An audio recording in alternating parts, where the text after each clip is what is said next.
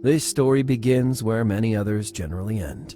At the time, I worked for a detective agency known as HPD, but I couldn't know then what the acronym really meant. I don't think I ever really knew.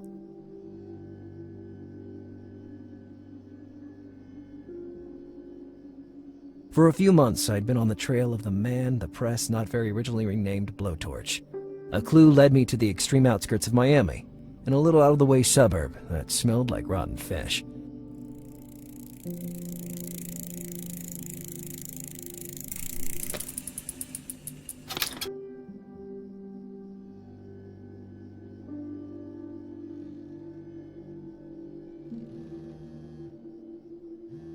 Operator, the caller you have dialed is unavailable. Do you want to leave a message?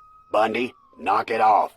Judging from the traffic noise, I'd say you disobeyed my orders. Hey, I just went out for a ride on my bike. What's the harm?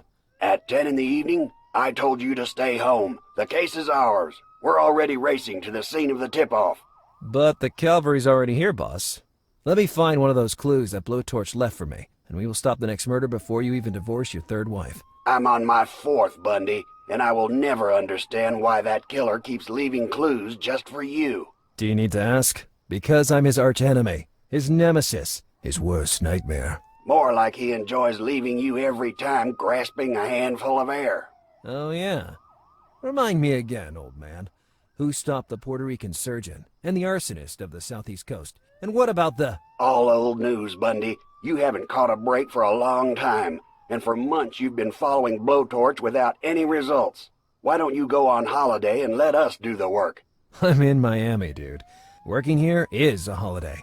I'm serious, Lars. Give it up. Listen, boss.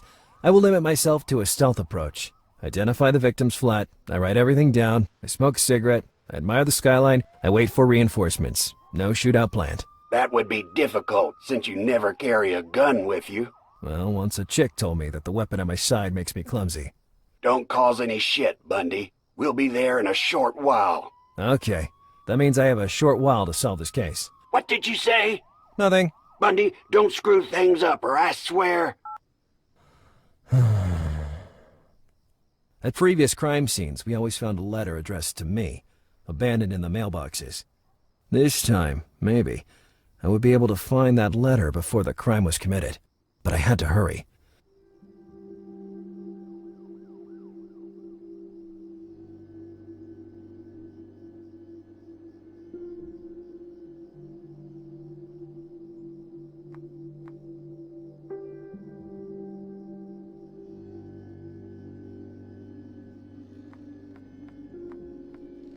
A horrible antique coin eater.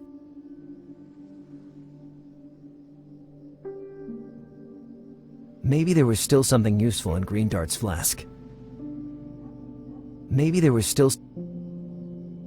Normally I would have filled it with scotch, but I didn't want to find myself in Orlando investigating a red whale again. Like last time. Hey, there really was some scotch after all. Scotch tape, I mean.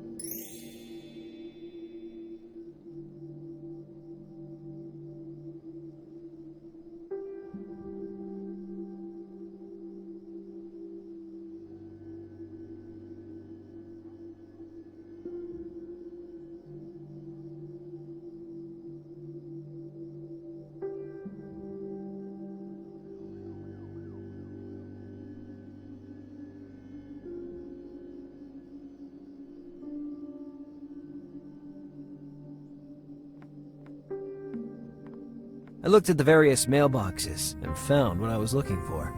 An abandoned envelope with no writing or stamps. The only problem remaining was how to open the mailbox. Maybe using something thin for leverage.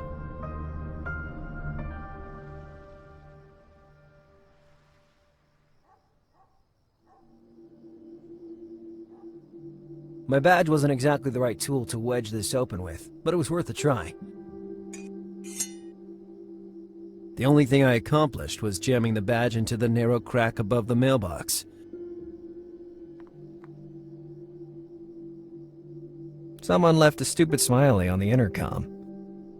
I could use it to establish the alleged stupidity of J.J. Earham, but nothing else.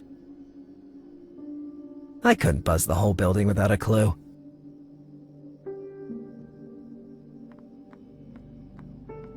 That stuff tasted like chewing gum stuck under a desk for a month.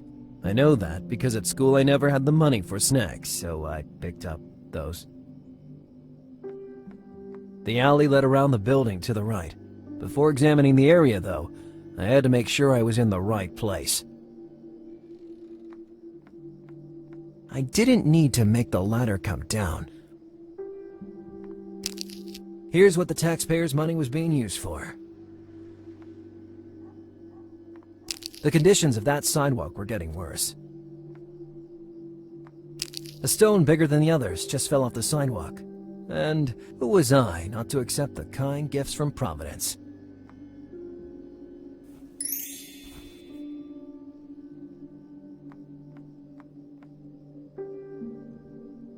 The way it was stuck, the badge would act as a chisel.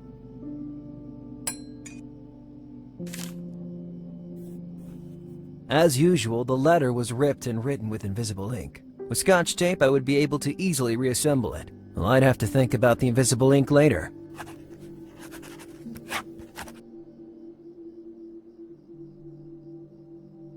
That roll of Scotch tape must have got left in Green Dart's flask for years. I would have stuck the Scotch tape in the back of the letter, so as to obtain the best readability. I always hated puzzles.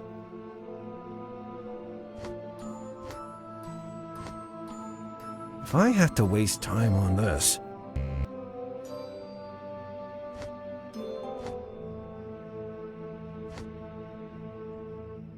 I hate this stuff.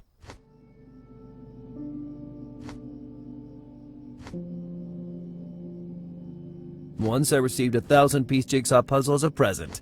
I sold it to my nephew. It wasn't as difficult as I feared. At that point, I just had to find a way to read the message hidden in the letter. Well, I remembered that to reveal invisible ink, you just have to warm it. Where could I find a source of heat that late at night?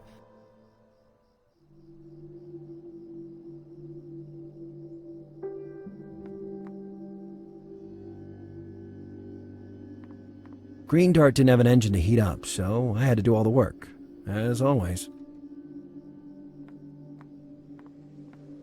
The vending machine's engine emitted a faint heat, maybe intense enough to show the hidden writing on the letter. And first, nothing happened. I was about to give up when it happened. The first characters appeared. The letter corresponded in every way with the ones found before. Supportive tone, an apparent desire to support the police force, then laced with a sudden temper tantrum hinting at a killing frenzy. I had to dig into this, looking for clues. The letters were always kindly addressed to me. Blowtorch's tone ranged from disappointment to encouragement, with a barely concealed desire for recognition. The forensic guys had no doubt about the gender of the killer just after the first murder.